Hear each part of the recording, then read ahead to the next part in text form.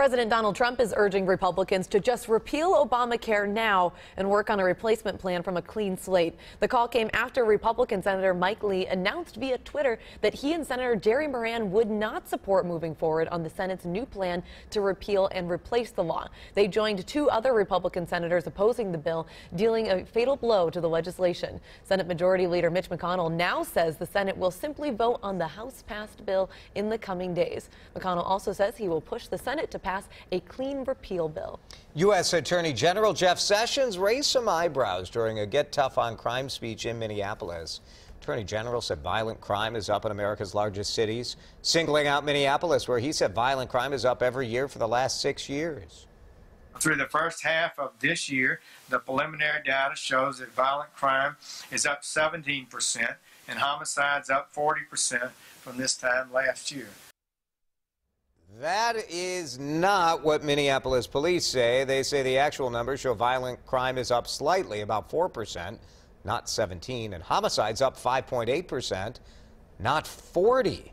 WCCO Chief Political Reporter Pat Kessler joins us now. Pat, you were actually at the event with Attorney General Sessions yesterday. So what were people saying? Because that's a big discrepancy in crime numbers. Well, it is, and the Hennepin County Attorney Mike Freeman said that the numbers are not that high. You have to look at it over a long period of time. But this morning, the Attorney General's office is pushing back pretty hard on our story and what Hennepin County Attorney Freeman had to say. They're sticking by these numbers. They say that there is an uptick of violent crime in Minneapolis, and they are saying that month to month, even year to year, it's going up. This was so what are these numbers from, Pat? What is it, 40%? I mean, you would think we're the news. Like, you think we would know about a 40% hike.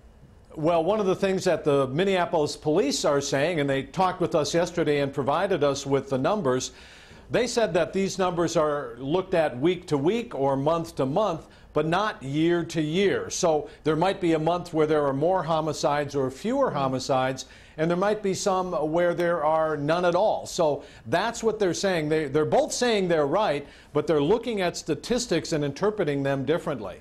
Sessions also asked local prosecutors to cooperate with the Trump administration to end illegal immigration. What was the reaction when they were talking about that?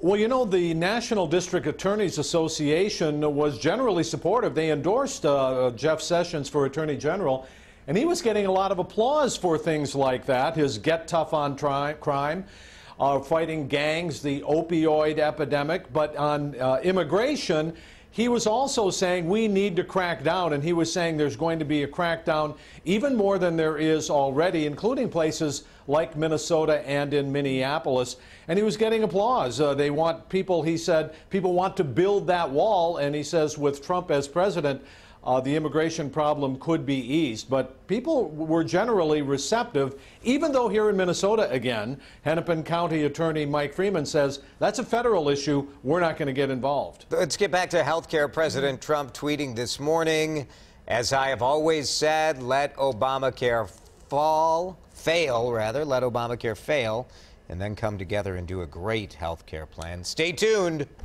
So is that where we're at? Is that what he's always said? Well, that is not what he's always said. He always said repeal it right away, and we'll do it within the first week or the first day, and it'll be easy and it'll be beautiful. Those are two different things. He is now saying repeal Obamacare, and the Senate Majority Leader Mitch McConnell was just moments ago on the Senate floor saying they're going to take a vote to repeal it and then delay a replacement for 2 years. Now, the Congressional Budget Office says if that happens, right away 18 million people will lose insurance, and as many as 32 million over the next 10 years.